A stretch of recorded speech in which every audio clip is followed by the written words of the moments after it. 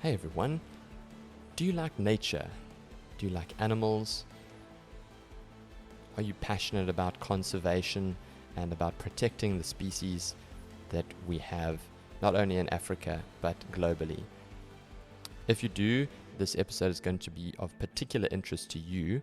I have Nicci Wright, who is an internationally qualified wildlife rehabilitation specialist who's worked with over 360 indigenous species, rehabilitating them, getting them back into the wild. And we are talking about the world's most trafficked animal, which is the pangolin. Pangolins are, of course, indigenous to South Africa, one species in particular, and I think this episode is going to blow your mind. Unfortunately, not necessarily in a good way, due to the state of trafficking of these wonderful creatures, but awareness is everything. If by listening to this episode you're galvanized and you are inspired to take action, you can catch Nicci on all the links that I will attach in the show notes. In the meantime, as always, like, share, subscribe, and please enjoy.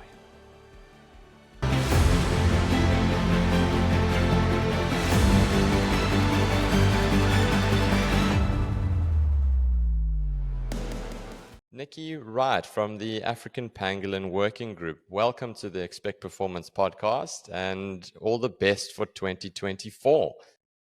Thank you so much. It's an honor to be here and to share the time with you. Thank you. Yes, I'm looking forward to this. I'm a wildlife lover, and my wife and I, we got married in the bush. We got married in the Manyoni Reserve. Oh, yes. And to tell you a story, one of the things that you can do in the Manyoni Reserve, as I'm sure that you know, is you can engage with the pangolins that are being rehabilitated. And my wife and I, we did that as part of our wedding present, and we went into the reserve. We were staying in the reserve, and we went in with one of these game rangers, and we followed this. I'm not sure which pangolin it was, which species, but we followed this little okey poke around into the bush, and we watched him do his thing, and he marched over there, and then he marched over there, and then he ate that there, and he smelt that there. And it was just the most remarkable experience. And I can't help but feel that it's easy to see why it's close to people's hearts, what's going on with this wonderful creature. And it's obviously touched you because you've dedicated a big portion of your life to conservation and to helping out these animals. So what exactly do you do with respect to these beautiful creatures, and how did you get there? Okay, so I think I'll start at the beginning. I was running a wildlife rehabilitation facility, which dealt with all medium to small wildlife species. And in 2007, somebody arrived with this creature in a sack, and we sort of took it out, and I was holding this animal. It was the first time I'd ever seen a pangolin. It was the first time I'd ever held a pangolin. I didn't know which way was up or how to deal with it. It was like this unwieldy, hard creature. And then, got it ensconced in a sort of a room, a safe room, and just sat there watching it. And then, as it relaxed, noticed this little eye. And they have this incredibly expressive yet vulnerable eye. I just found it so moving. You know, this creature had been poached out of the wild. It's such a scarce creature. So little is known about it. And here it was. It had had this turbulent journey and had arrived with me. And this was my first time meeting a pangolin. And I had to quickly put together the best plan for it. But from that first moment, I was, smitten with him. We often say that if a pangolin looks you in the eye, you're bewitched, but in a good way, because they are so sort of bizarre, like dragons. They're scaled, and yet they're soft and vulnerable, and they just are so solitary and quiet and peaceful. I mean, they don't fight with anything. They don't, cause trouble. They just go about their nocturnal feedings. And and do their thing, and yet they're leaving the planet at an alarming rate. So that was my introduction to pangolins.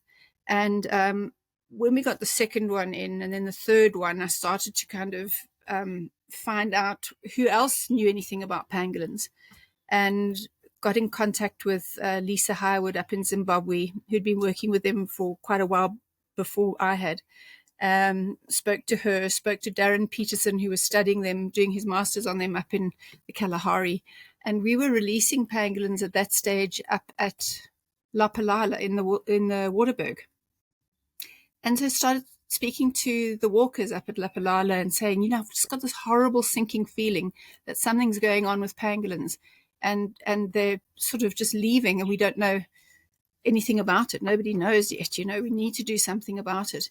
And through Lapalala met Prof. Ray Janssen, who had come up to Lapalala to get some samples of a pangolin for the biobank. And we all got chatting and eventually decided that we should actually start a working group.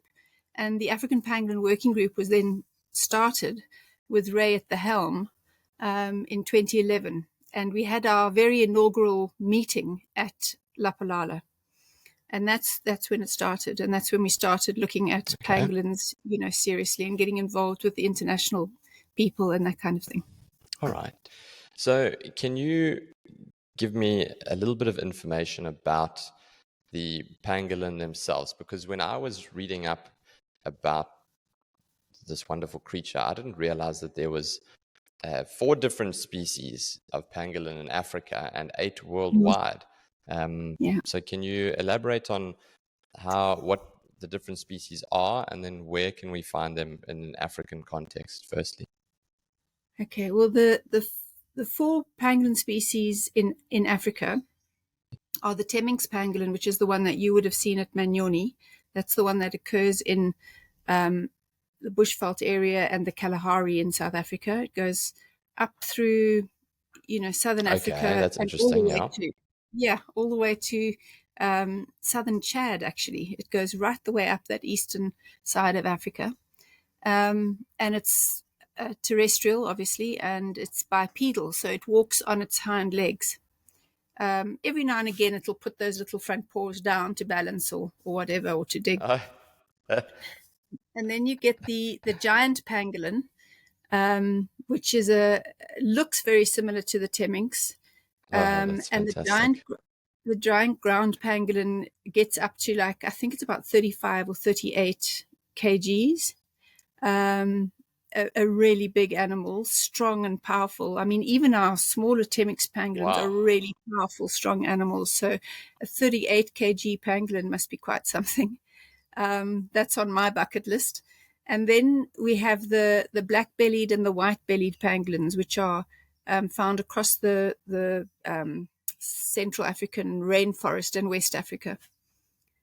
And the white-bellied pangolin is the most highly poached at the moment, just because I think there are higher numbers. But all 4 of our pangolins are very highly poached. And, their scales are intercepted sometimes going into Asia by the ton load. I'm sure you've seen all the ghastly photographs of sacks and sacks of pangolin scales that have been intercepted, which constitutes hundreds of thousands of animals. And from time to time, they're intercepted. In 2019, there were 97 tons of African pangolin scale intercepted going into Asia. So that constitutes, they've worked out, about 160,000 pangolins. And that's only a small percentage, of course. 97 tons. Tons, yeah, of just the scales. Yeah. Holy smokes. I know. So just to give the listeners some context, a giraffe is going to weigh about a ton. So that's probably the equivalent of 97 giraffes worth of pangolin scales.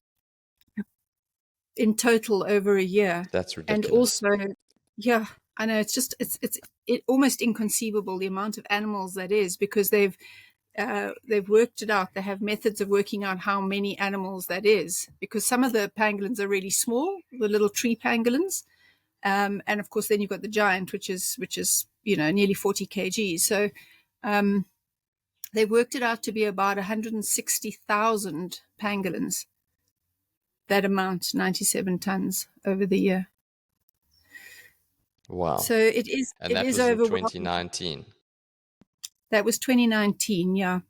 Mm. It's and that's only what's Sure. intercepted. So just going back to the point of the traffic out of Western Africa, does that mean that most of the poaching takes place in West Africa, or does that seem to be the route of supply to the east, and pangolins get poached throughout Africa and then it gets transported to Western Africa to then go across to the east?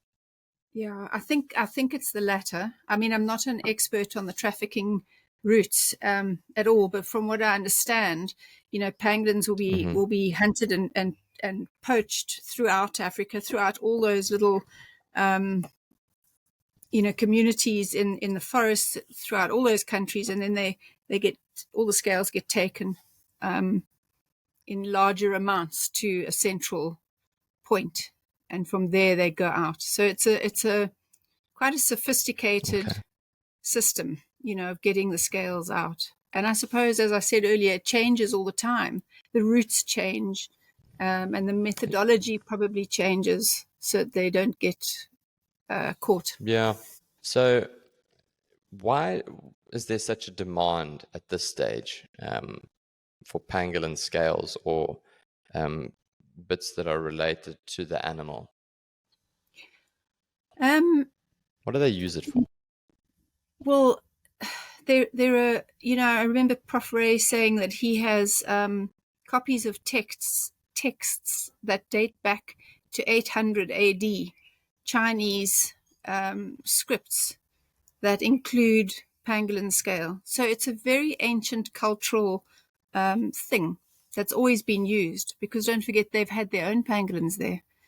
A lot of those are, some of those species are very difficult to come by. So, of course, they've focused on Africa's pangolins, just like our rhino, our elephant, and our lion for various things that they need them for, the medicine, traditional medicine. So,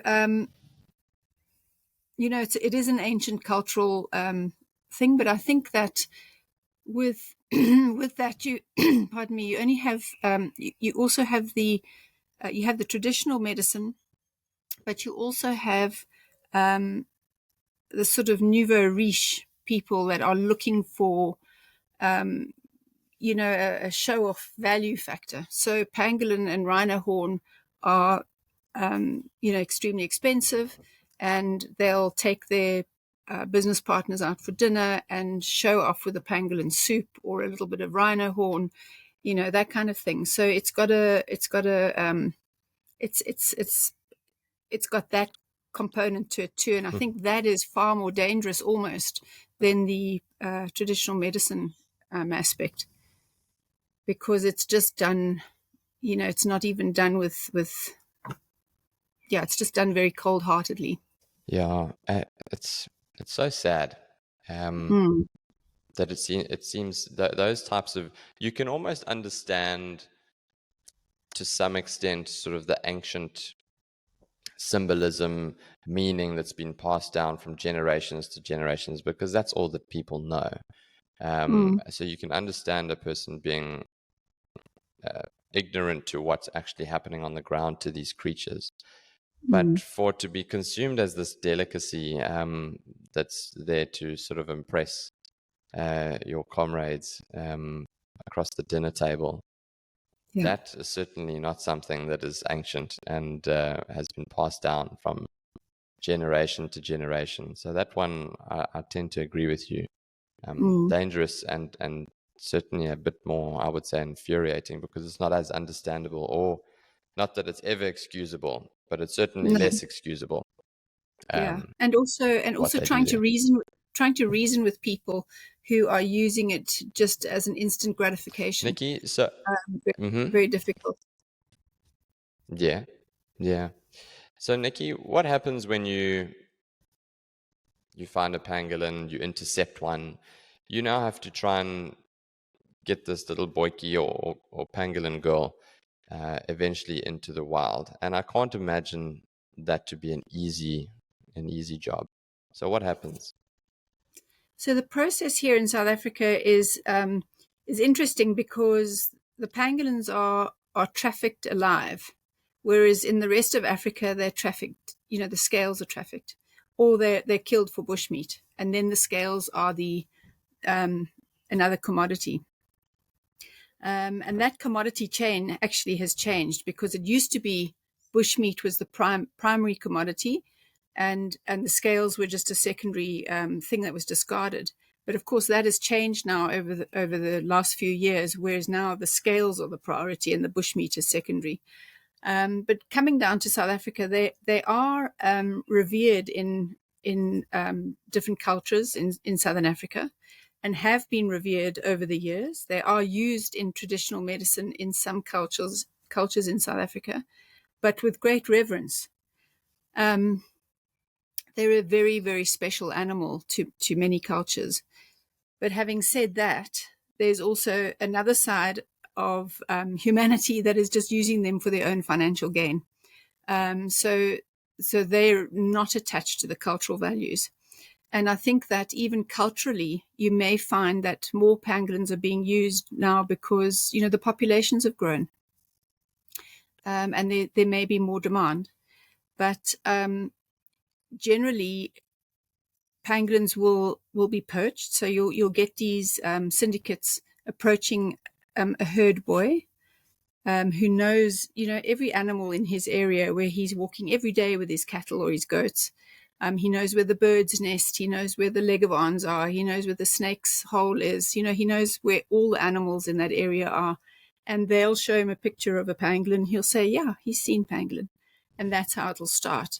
And he'll be offered money. Then the pangolin is taken. A lot of pangolins do come in from other Southern African countries through our porous borders. So we do get pangolins that have come from Zimbabwe as well, and sometimes from Mozambique and Botswana. And then, the law enforcement officials, there are several different agencies that work together pretty successfully. You have the Hawks, you have the Green Scorpions in Gauteng, you have the South African Police Force, stock theft units, and various other law enforcement agencies that have intelligence networks. And that's how they get information about pangolins on the trade.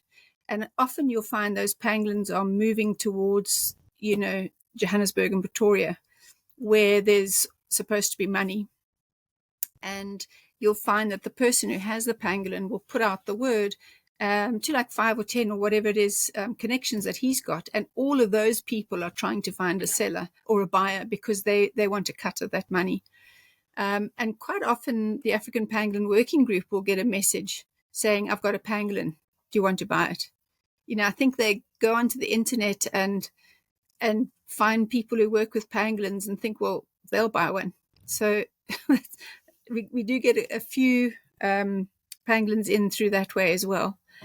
And then, of course, the law enforcement officers will, engage and they'll set up an operation where the pangolin will be retrieved. Once the pangolin is retrieved, there's a very set way that it's dealt with because it's a TOPS species, which is threatened or protected species. And we have a standard operating procedure, which a number of interested parties have put together with the government. And that's the way the pangolin has to be dealt with. So there are a couple of vets around the country that specialize in pangolin medicine. So the pangolin will have to go to one of those veterinary hospitals, and then it will go into a rehab process.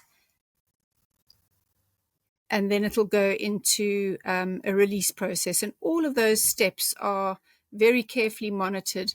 The pangolin will have telemetry tags on so that once it's in its release process, it can be very closely monitored until it's set. So the release sites are quite specific.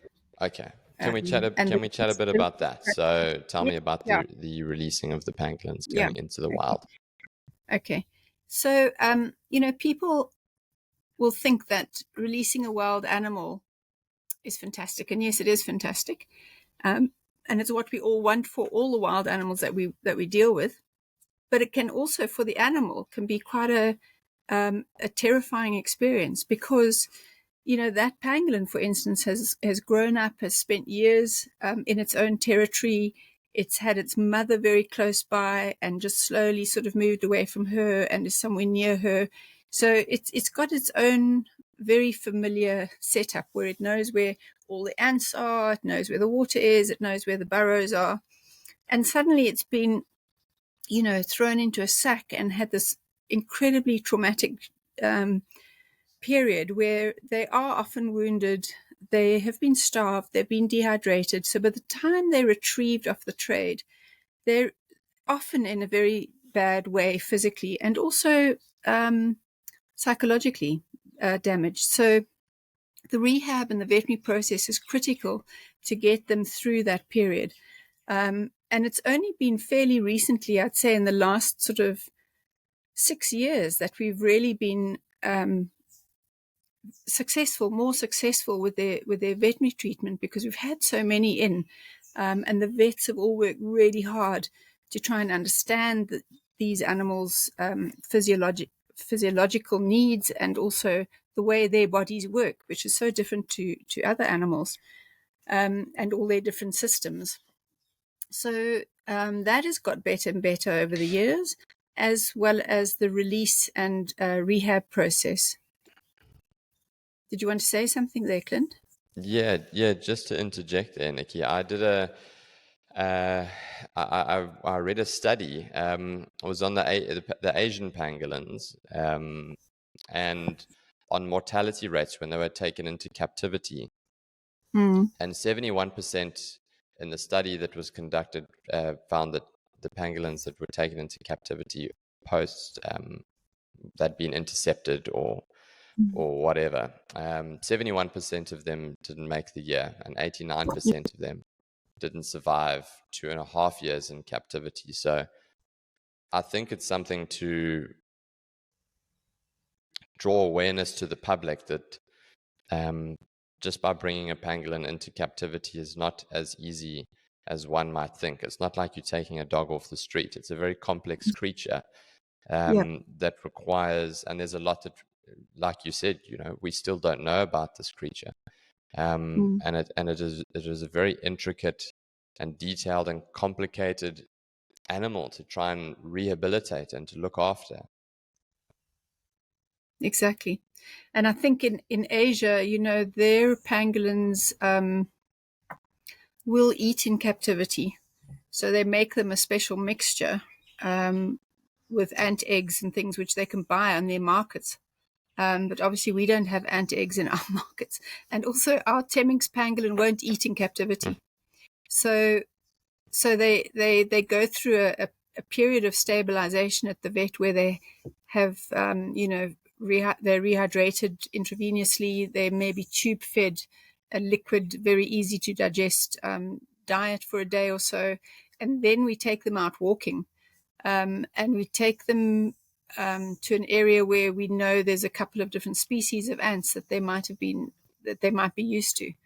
And every day those pangolins are walked, sometimes for up to 6 hours, so that they can just feed naturally. And of course, if they're feeding naturally and they're in a sort of small bush environment and they're just sort of left alone over there with somebody making sure that they're safe, the animal starts to feel better, and psychologically it'll start to reset itself, and it'll just feel more like a pangolin as opposed to a terrified poached animal.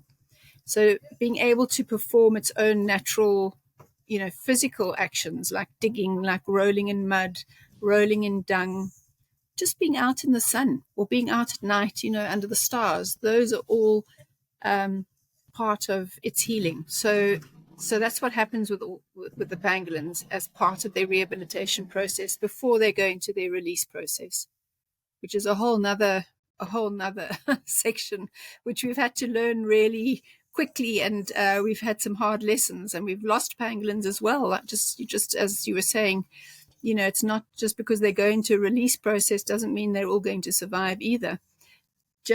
And equally, just because they're now at a veterinary hospital being treated doesn't mean they're going to survive earlier, because some of them have been in captivity 2 weeks without food or water, and their organs have started to shut down. And there's no pulling them back from that. And that is, it's heartbreaking. I can imagine. It must be very heartbreaking, but I'm sure you do it there must be stories that are successful, that inspire you, and I'm sure the team around you, to continue to do this, because you must feel like in some sense you're making a difference, and to see the results of when you completely rehabilitate a pangolin successfully, it must be very, very fulfilling. It absolutely is, and every time you have a bad experience and lose a pangolin, you've got to try and refocus and look at all the ones that have been successful. I mean, you were saying you were down in Manyoni. Manyoni is one of the 2 reserves where we've the African Pangolin Working Group has reintroduced the species back into KwaZulu-Natal, mainly Zululand actually, and that was 5 years ago. We started this reintroduction project because they had been locally extinct in that area for about 4 decades. And we started the project at Pinda, just down the road from Manyoni. And then a year later, we started introducing pangolins at Manyoni. And the pangolins in both reserves, have taught us so much. We've learned an incredible amount about their behaviour, about their dispersal, about how they form their territories, all that kind of thing. And different pangolins are different as well. They've each got their own preferences. Some like rocky cliff areas in sort of hills and mountains, and others like, open plains areas. They're all quite unique in their own preferences, which also may give us an insight as to what sort of habitat they originated from. And so now, 5 years down the line, we have a PhD student at Pinda called Jessie Burnt, who is collating 5 years worth of pangolin data about all the pangolins that have been released at Pinda. And Manyoni's pangolins are also they've been extremely successful. There have been a couple of losses on both reserves for various reasons, but they've also been pangolin pups born. So Manyoni's had 5 that we know of, and Pinda's had 5, possibly 6 pups. I might have missed one there. So that's the ultimate reward, is that that they've reestablished themselves as a population, and they're breeding. So they're happy pangolins, and we can see exactly what's happening with all of them, which is so remarkable and so rewarding. Okay, lovely. So, Nicci, where do we stand in the great scheme of things? Give me an idea of what is the trajectory of the trafficking of pangolin. Are the numbers consistently increasing? Have we managed to curb the tide? Are things getting better? Where do we stand as far as that's concerned? Yeah, I think over the last few years we've seen an increase in pangolins being trafficked.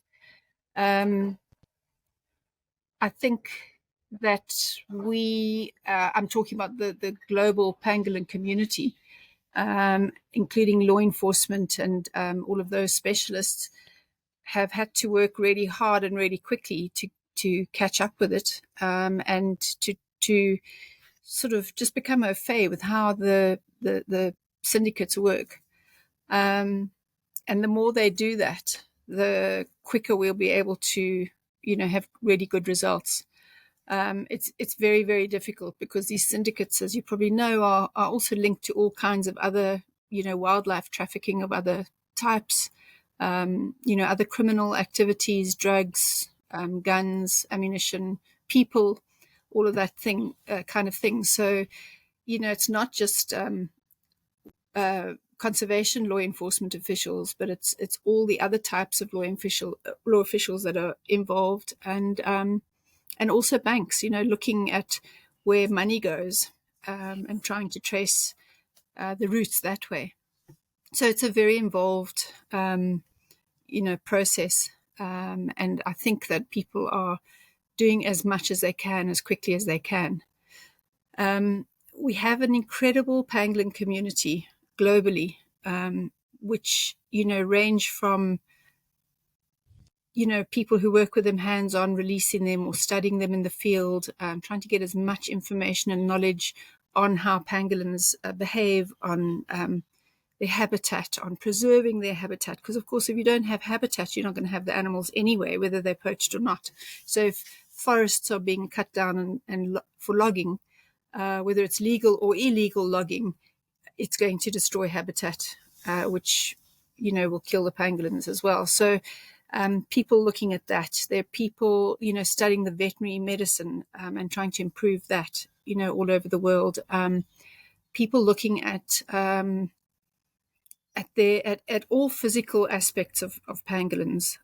Asia has had a bit of a head start on it compared to Africa, because they had the pangolin crisis happen to them before we had ours happen to us.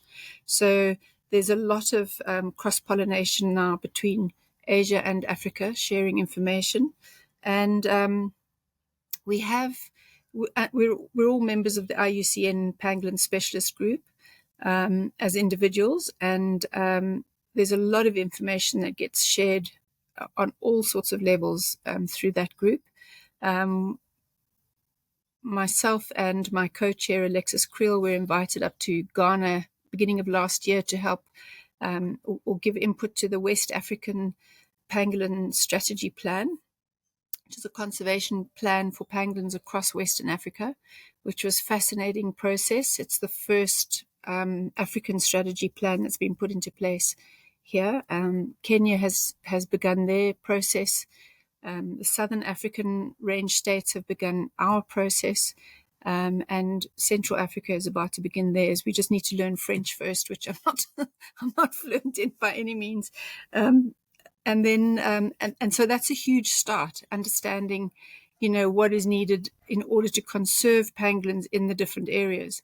So it's where it's been individual people and individual organizations across Africa doing their thing. The IUCN is pulling people together in the different regions to concentrate fully on the various aspects of conserving pangolin. And I think that's going to be a game changer as well, because it also not only creates a conservation plan, but it puts procedures in place, standard operating procedures in place, and it also gives people support. You might be somebody in the forests of the Congo who's been battling for years to help with pangolin poaching, and now all of a sudden you've got a bit of a community around you that's supporting you and giving you advice and trying to help. So that's very, very positive.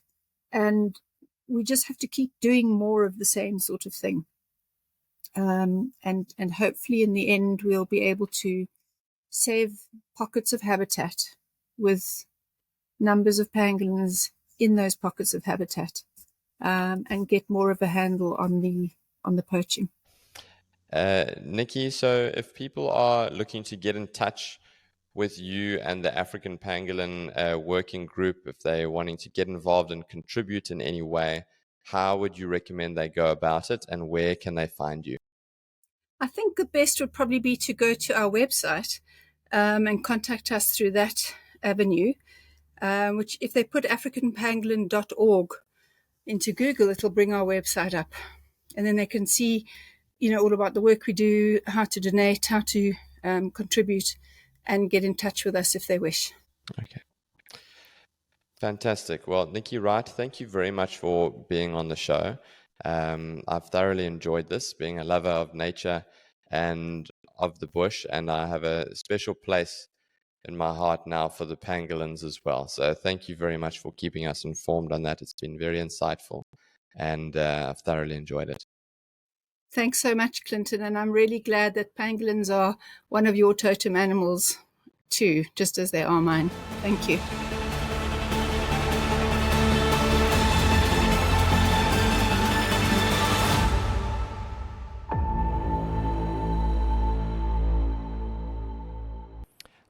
Not so fast. It's a new year, which means it's a new outro. And let me level with you. It is such a cool feeling when I see that Spotify subscribers number increase on the weekly, when I see the number of people listening to the episodes going up. And it really makes a huge difference. Have you ever done something and you feel so good when you get rewarded by some positive feedback and you really feel like you're making a difference? That's what it means to me, and that's how I feel. And it goes a long way. If you like the show, share it and subscribe it. Thank you humbly, and I'll see you next week.